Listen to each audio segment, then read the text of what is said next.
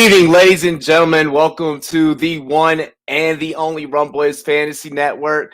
This is Rumday Night football action. We're gonna get you guys covered and taken care of. I will be joined by some some guests throughout tonight's show. We're gonna be able to help break down, any fantasy football questions that you guys may have. Got a couple of injuries, only a couple of injuries that we gotta go over this weekend.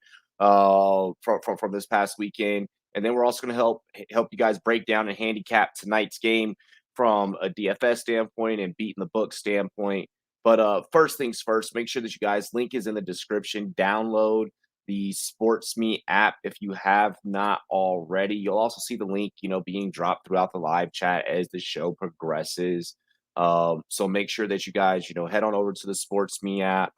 Download the SportsMe app. If you have any fantasy football questions, hit up myself or any of the other analysts over there. We got LQ from Real Deal, Troy King, Joey Wright, Nim Blue Numbers, Bowman Big Time, so many other guys. So, get on over there. A lot of analysts over there on the SportsMe app that are able to help you, available on both iOS and Android.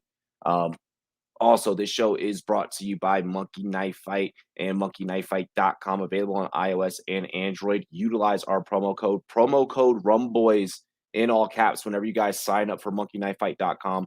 I'm going to go ahead and match your very first deposit all the way up to $100. So you put down 100, I'm going to give you an extra 100. Now you got 200 to play with.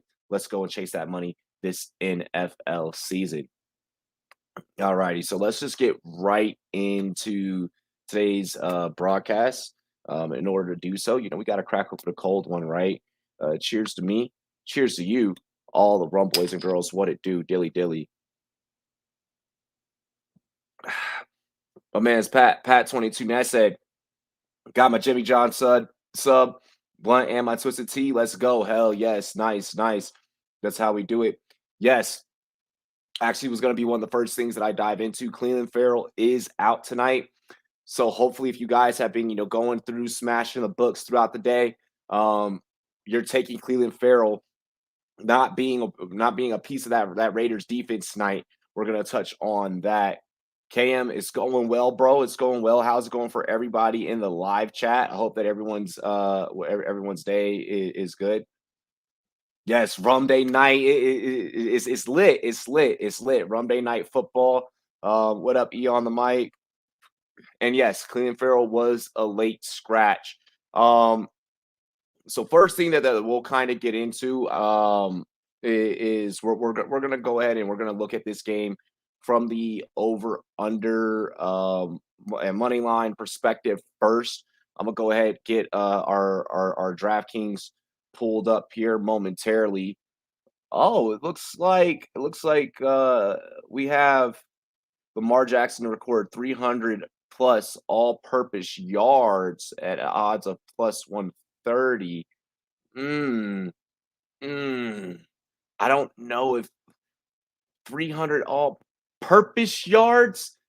That's I feel like that's a trap. I feel like that's a super easy trap right there. Don't know if I take that prop. He's definitely gonna have to run. I feel like he's gonna have to be running for his life, for damn sure.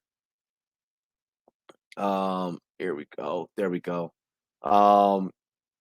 But taking a look here inside that game, so that line still sitting at plus 165 for the Raiders. Let's go ahead and pull it up on the screen for you guys to be able to see here. Because I want you guys to be able to take a look at what I'm looking at. All right, so plus 165 on the money line for the Raiders, minus 195. Baltimore being the favorite. That over sitting at the over under sitting at 50.5.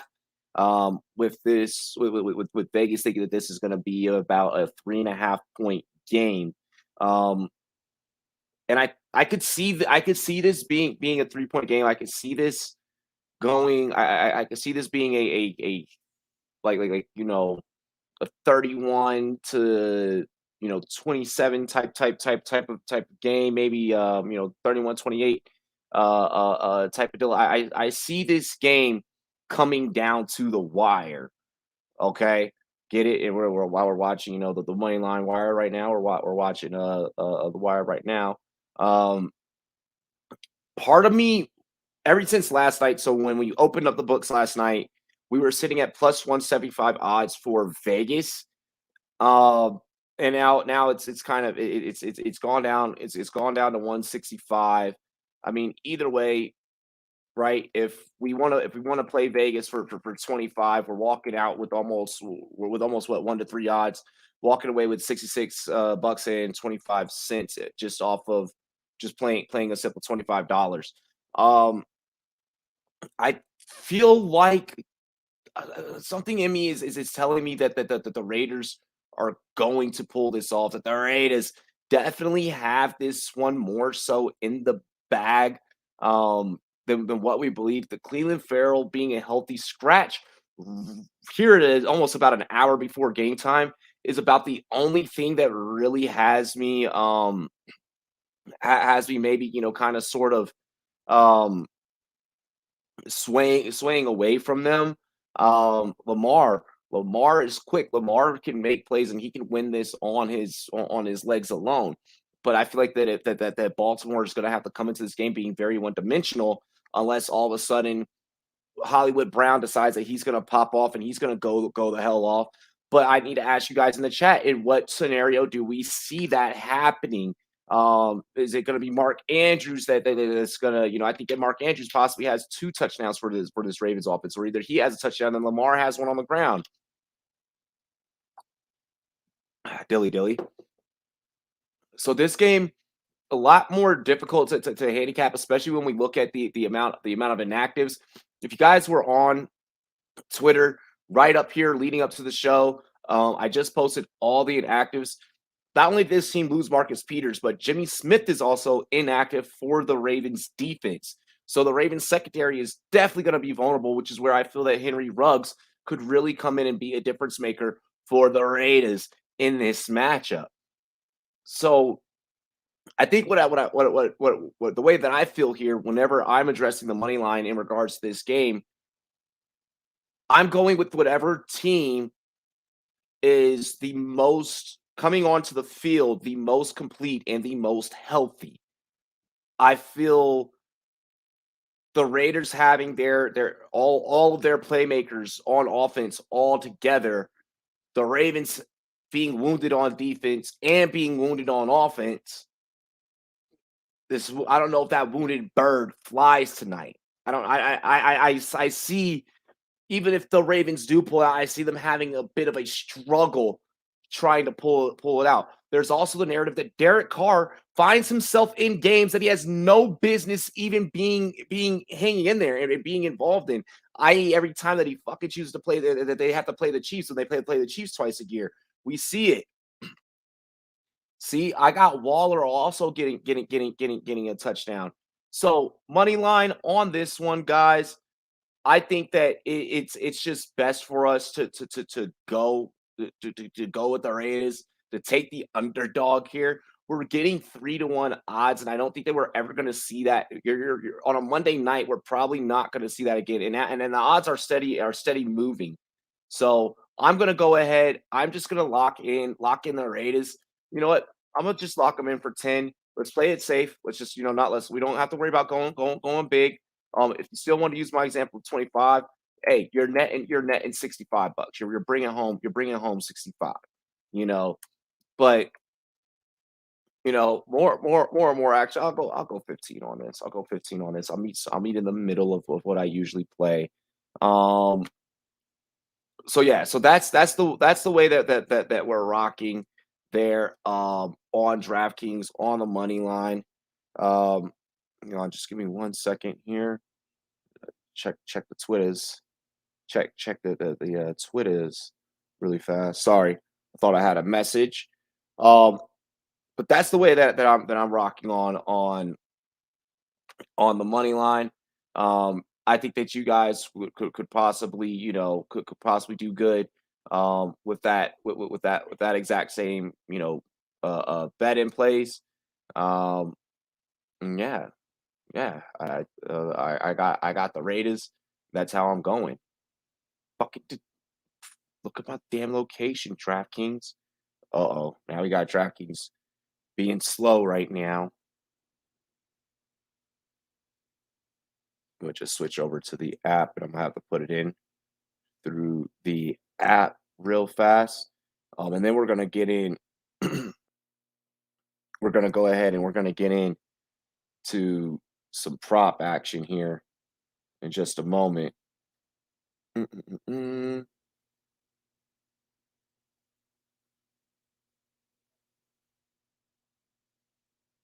Give me just 1 second. There we go.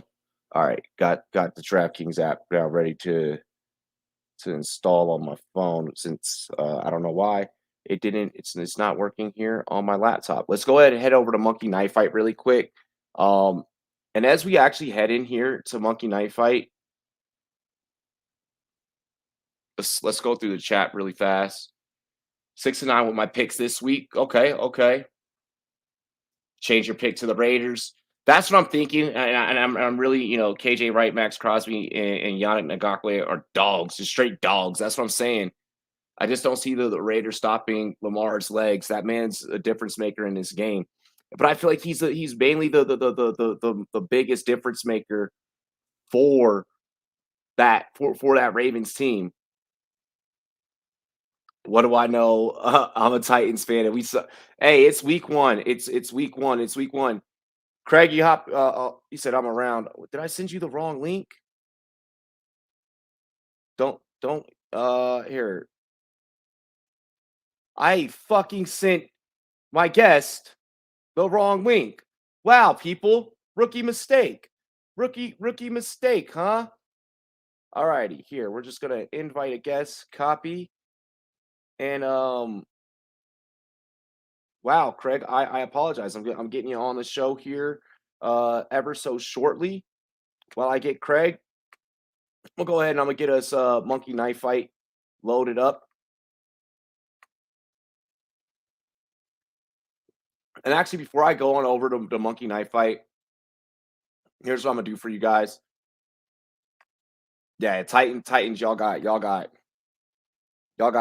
fucked up. Y'all got whacked 6 different ways till Sunday. I mean, it wasn't even bet big money on the Seahawks.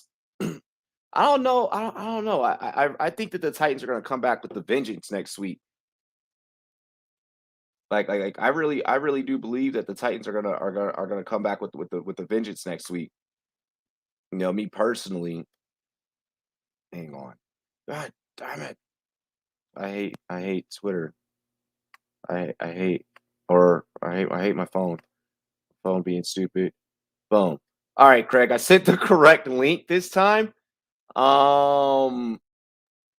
We should we should be good to go. We should be good to go. While I go ahead, I want to show you guys my Monkey Knife Fight article really quick. You guys can check this out over on drroto.com. My article should be up. It's free. It's not behind a paywall, so I believe. These are my top props for Monkey Knife Fight tonight. Again, head on over there. Head on over there to drroto.com. Check out my article. If you got some time. Derek Carr opened up with the 260.5. That line has now since moved. Okay, that line has since moved to 267.5, and Lamar's line has moved to 27 has moved down to 217.5. So something to keep notice on. Does that sway the way that we play the prop? No, this does not sway the way that we're going to play the prop. The analysis that I laid forth in the article. Hang on. Hey, what's going on, Craig? How much are you doing tonight? I'm doing good. But really quick, like us, just letting everyone know at home. The analysis that I laid out in the article is the exact same analysis. We were just going through Monkey Knife Fight props for the night. The one that we're taking a look at right now is Derek Carr more or less? There's the resource for you guys, and I'm gonna go ahead and pull up the props so that Craig is able to see it with me, with all of us, all of you guys that are viewing along with us at home. How you been, bro? Oh, I'm doing fine. It's towards the start of the school year for the kids, so everything is crazy at my home. But it's nice to take a little break and talk some Monday Night Football with you. Hell yeah! Hey, I appreciate you for coming on, especially at last minute's notice. So we have Derek Carr sitting at 267.5. His line ended up moving up, and Lamar's moved down to 217.5, which to me indicates that the line makers believe that Lamar is probably not gonna pass as much potentially. There's gonna be a lot more running for Lamar, whereas Carr, I feel like they're trying to trick you into him having to go to the air a lot, especially with that wounded secondary. What are your thoughts surrounding this, Craig? Yeah, as far as Carr, I like the over for him. You know, that secondary, like you were talking about earlier, they really have, a lot of the injuries that you talked about are to major components for what had been a returning, projected to be really nice secondary. I still really like Chuck Clark back there, but he is still more of like a in the box type of safety. He's the play caller for him on defense. The other guy that they have at safety is Deshaun Elliott, who's all right, but he's just not to the level of the cornerbacks that they're not going to be having in there as someone that can make up that ground. So I think that's going to be the Raiders' best chance to exploit the Ravens. The defensive line for the Ravens is not something fantasy-wise you get a whole lot of relevance out of, but they are really strong against the run. They're a bunch of veterans that know how to just get the blocks held up for those guys outside of Calais Campbell. Neither of the other two are guys that would play in fantasy or anything, but they're really good NFL players. And I don't think they're going to have a ton of success with that. Just what appears to be jacked up offensive line for the Raiders. Right. No, and I agree. I agree with you there. I mean, the Raiders. The Raiders. I mean, we were speaking as the show started. Their only not healthy player is Cleveland Farrell. I mean, yeah, he's just a healthy scratch, which is amazing. And then, the defensive line has just been very much improved for the Raiders, but we'll have to see. It's improved on paper. Let's see it on the field. But it should be a lot better than that complete mess that they had last year on the defensive line. No, I agree. I agree. So it sounds like you're taking them more on Carr. And on Jackson, where are we sitting there? I'm thinking the more possibly because I don't see without him having the same personnel. I get that there's a universe where Tyson could come in and he could be effective, whatever the case may be. We actually have an over under prop question on Tyson, so we'll get to that here in a second. I'll leave that up on the screen. I think that Lamar, if they want to hang in this game, they're gonna have to chuck it up to the air. Like Hollywood's gonna have to have at least two big, just bomb to the house catches. Mark Andrews is gonna have to be utilized on those intermediate big chunk gains. And I think that's really the only way that this team beats Vegas. What are your thoughts? Yeah, I think that's a really low number for Jackson. I mean, I would take that easier over Carr, even though I like Carr's. They talked about this offseason, and you could tell with the weapons that they tried to get, and then, they did end up getting some through the draft, and they got Watkins. They want to be able to air it out more. They've heard the rumors, people making stuff up that Lamar can't do it. He can't throw like a traditional quarterback. I think he can, and I think that's something that they want to prove, and it's almost – that they're forced into it a little bit here, even without some health at the receiver position. If I'm taking Lamar Jackson bets, I'm taking rushing bets for him, and I am taking passing bets too, because I'm just not a big fan of this rushing attack. And as positive of the story as Tyson is right now, a rookie, he's not a rookie, but he's being pressed into that in second year. Man, that's a lot to ask for a guy in that situation with no real backup. I mean, how long has Murray been there? Like a week, maybe? Yeah. Less than that, probably. So we're going double Morse here. Yeah, I would. Yeah. I like it. I like it. So Craig and I both on the double Moore. Once again, you guys can match up the analysis that I just spit here with over on drroto.com. The exact same thing I typed in the article hasn't changed from its midnight release to now. So, you see that we're sticking to the script here. The same stuff that I'm telling you guys, that's the exact same bets and the same type of money that I'm playing. So, how we're doing here on the Rumboyz. We're anything that we tell you guys, we're doing as well.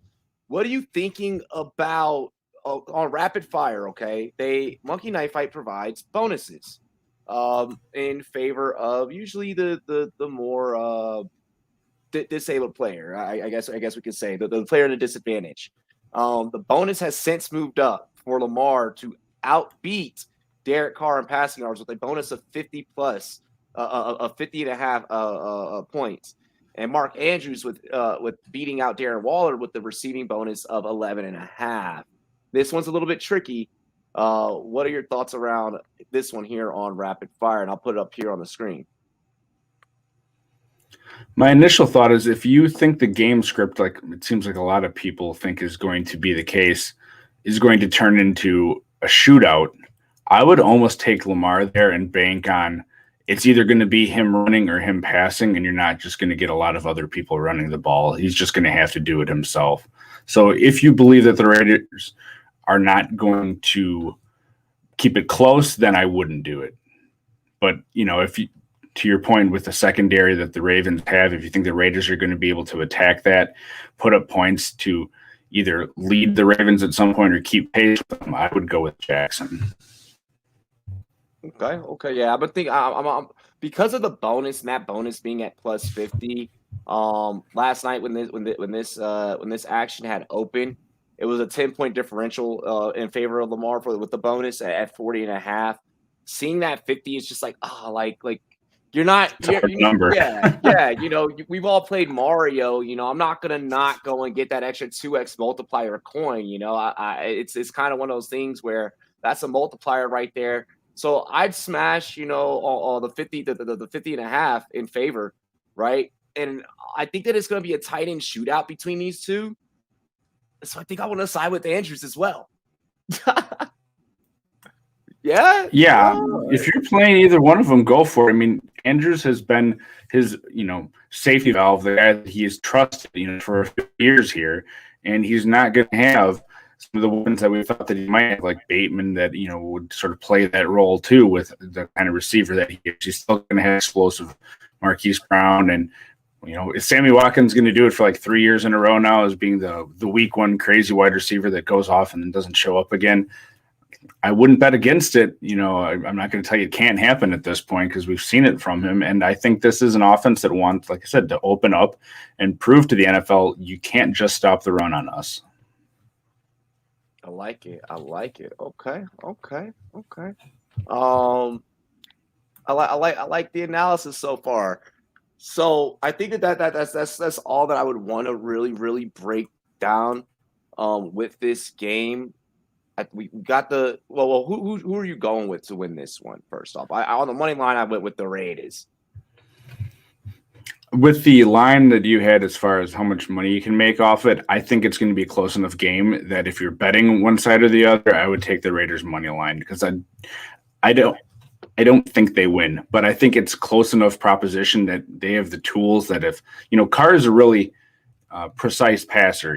He has a great completion percentage. He doesn't constantly make mistakes.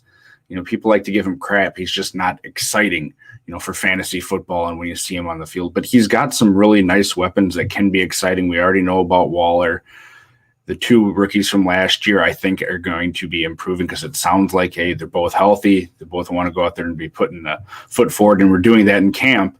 And they have a rushing attack that I think will end up being underrated. They have guys that can Jacobs, sort of be that guy pushing the pile, turning the yards out for him. And then Drake, he can catch the ball and he can make plays out in space. So they have a really nice offense.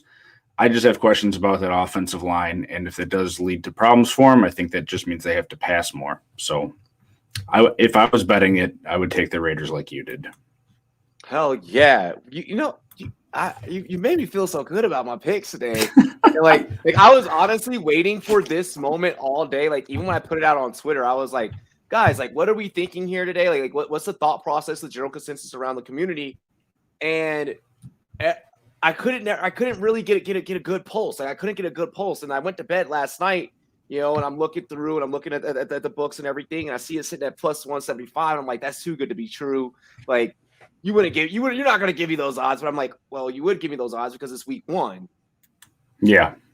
So Well, it's one of those things where when you're putting your money on it, it's not necessarily the outcome that you think is going to happen. You have to weigh, all right, how much do I think this is possible? Do I see the Raiders week 1 being able to pull an upset in the first, home NFL game at that new stadium in Las Vegas with who knows where all these fans are going to be from, if they're just there to see a game or, be at the first one. But Vegas is a crazy place, and I expect it to be a wild crowd one way or the other. Exactly. I mean, what better place for Vegas to step in than in the middle of Las Vegas and make sure that the Raiders win somehow? Like, I mean, well, and they want to get action on the games, clearly. So exactly. So I mean, I think the Raiders. I'm going full confidence with that. I was hoping to see if it would move again. It has not. It's staying at that plus at that plus 160. So we're just gonna take our odds with that, and we're just gonna run with it. Any DFS outlooks that you have for this game? As far as like a showdown? Yeah. Yeah, so I do a little bit of DraftKings. I'm not someone that has a ton of disposable income to be thrown around, but right. I usually go into double ups and stuff like that. Kind of like what I talked about earlier with Jackson. I just think Jackson is the play at captain with what he can get you, and I think he will get you running the ball. I think he's going to serve as a primary running back, so to speak, along with being quarterback, and you're getting that. Yeah, it's a large pay up to get him there, but you can still, if you're all right having a punt play for one of your lower guys, you can still field a nice lineup, with having both quarterbacks and a few receiving options. So that's where I'm looking at tonight for daily fantasy. I like it. So we broke down this game really well. Down to a T. Craig, what shocked you the most after this crazy week 1? I feel like running back play was just obsolete in fantasy, but I mean, you tell me, brother. So I'm a Cowboys fan living in Wisconsin, which is fun in and of itself.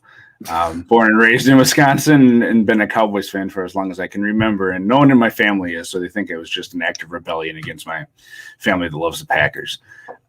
Rodgers coming out and just looking like total trash along with the Packers. So they're on the road, against the Saints, not at home, but the Saints have a lot of emotions going. I did not expect that happening out of all those games. Houston, a lot of people were shocked by that. More I thought about that later in the week, I'm like, why can't Houston beat this Jacksonville team? Like, what has Jacksonville proven? It's just a bunch of flashy names with a flashy head coach. So that one didn't surprise me as much. And I mean, to a degree, really how close the Cowboys kept, as I'm a Cowboys fan, of course, I have to talk about them, how close they kept it and how well they looked, even in defeat. Yes, that's a Cowboys fan for the new age here. You're finding a value in defeat. But I expected them to lose by, double digits to the Buccaneers. And they kept it close and, a couple things here or there. Maybe they come out with a win. So that was a pleasant surprise for me. Okay. Yeah. I mean, hey, you guys didn't, fall completely flat, So I mean, hey, props to you guys, even though I'm a Washington fan. My team did not do well, like I hoped and I wanted them to do. But I mean, hey, and then we also, on top of that, just to add icing onto the cake, you lose freaking Fitzpatrick, yep. For potentially what could be the year, and I think that we're going to be looking somewhere around. Yeah, he's gone for the year. Do you think that Cam is a potential spot to reunite with Rivera there? I feel like if Cam was going to be the guy, like Rivera would have probably done that. I think maybe sooner rather than later. So I mean, that one is. I thought about it immediately when it happened. I was like, I know exactly what Twitter's gonna Yep. go on this tear about that we need to go and get Cam now, and I don't know if that's what I foresee or what I want for us. I feel like, in all honesty, it would have been done. Yeah, I feel like we He would have would made have that call already. Yeah. exactly. He would have never even landed in in New England in the first place. So that one I'm a little bit iffy about. Yeah, Aaron Rodgers is trolling. Aaron Rodgers he looked pitiful the whole weekend. I think that Aaron Rodgers couldn't believe that was happening. But I mean, it was a neutral site game, and he went into that game being 4-3 in that state of Florida. So I mean, in the state of Florida. Honestly, the thing about Rodgers, that's my favorite conspiracy theory, that he, agreed to come back so he'd get paid, but he's like, I'm just going to tank the Packers season to get back at him. Like, honestly, I think that's hilarious. I don't think it's happening, but it's a great theory out there. Yeah, it is a great theory. I mean, Aaron Rodgers is too much of a competitor to be wasting his time, and he's also too damn old to be wasting time like that. He's petty. He ain't that petty. Yeah. Who are you looking forward to bouncing back? That a lot of guys did not live up to their rounds 1 through 5 value during this week. Who makes the bounce back come next week? I think I'm just going to say the Titans offense. You had guys, depending on your league, Tannehill, if it was a super flex league, he was, being drafted highly. Henry, of course, both the receivers there, the big name receivers. That offense isn't going to look like that this entire year. Whether they just had to get something out of their system or if it really is this coach, I don't think the veterans are going to stand for that with the aspirations that they had for that team. So really, it was just that offense that surprised me with how poorly they played, and I don't think it's going to continue that way. And to a lesser degree, I mean, even the Buffalo Bills, I know the Steelers have a good defense. They still had some question marks, in their secondary that played a lot better than I thought they would. But that Bills offense was not as inspiring as I had hoped it to be either. But again, I think they're going to bounce back with that coaching staff and the people they have on that team. Mike asking, will we play more or less on the Lamar and Josh Jacobs props? What do they have Josh Jacobs set over there on MKF, bro? Let me know what they have Josh Jacobs set, and I'll let you know. I see this just being like a complete just air out, like bomb it through the air type of game. So I think that's where I worry about any type of rushing props. What about you? Yeah, and with Jacobs, they said, he feels a lot better. He went through walkthroughs and everything. Sometimes that's the adrenaline of the day, and then you get a little bit in the game and you calm down. I just have concerns about him being able to handle a full workload coming back from that sickness and knowing that they have Drake there that they paid a whole bunch of money to. With the game script that we've talked about here, I'm looking at the under probably on Jacobs too without knowing offhand what it is. Yeah, I think without knowing offhand, I think that the safest bet is to probably take the under. This weekend did kind of, I guess, for those that are the NFL is becoming more of a passing game, type of base. I think that we saw that this weekend, and I just worry that we may not get a whole lot of big breakout runs, and I feel like you're going to need a big breakout one from Jacobs, especially with Drake there to split carries. And I mean, not to beat a dead horse here, but we don't really know how that offensive line is going to look for the Raiders, and I have big concerns going against that defensive line. And just if you look at that defense outside of the secondary, which has a bunch of question marks because of injuries, that still is a nice defense. Fantasy-wise, you have a couple players that you like, but they're a solid unit that's more or less been together for a couple of years here, and they're not just going to get blown up, I don't think, by that Raiders offensive line. No, I think yeah, it is. We're in for a matchup tonight. I mean, like I said, ladies and gentlemen at home, and I've been saying it on Twitter. I've been saying it ever since last night when I had to write the article for this game, and I've been saying it on air. this game has been very hard to get a pulse on, to gauge what it's going to be. You don't know what to expect out of either of these two teams. And I think that yesterday made it even that much more alarming for all of us to really kind of handicap this one. Because it's like, man, I mean, yesterday was just an all-out passing affair. It wasn't a whole lot of running. And then, if we encompass, all the games together, it's, both these teams are kind of wounded on both sides of the ball here. Well, one of just being a healthy scratch. So, I mean, this one's hard to get a pulse on, but I'm still going Raiders. Go ahead.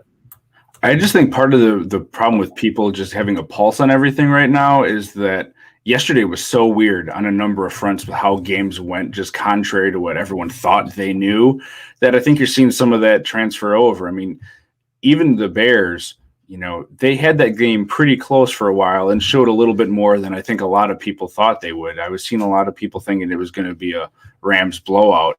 And, they won by a comfortable margin, but it was a late touchdown that gave them that.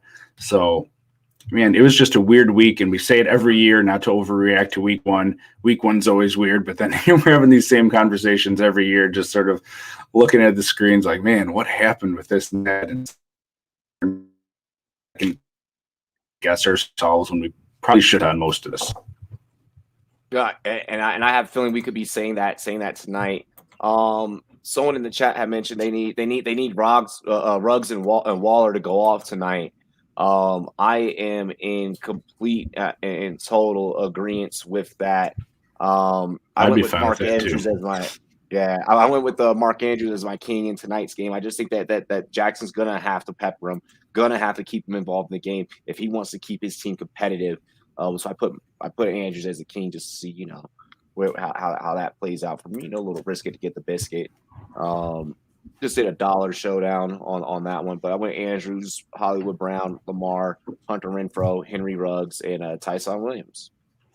And, when we're talking about this game script and everything, that Raiders defense just has been a mess for so long and continues to be a mess. The defensive line looks a lot better. We'll see how the pieces fit together. The linebackers are still a mess. Their best coverage linebacker last year, Nicholas Morrow's out, with a foot injury for a while here. They had to bring in two veterans kind of at the last minute and pair him in.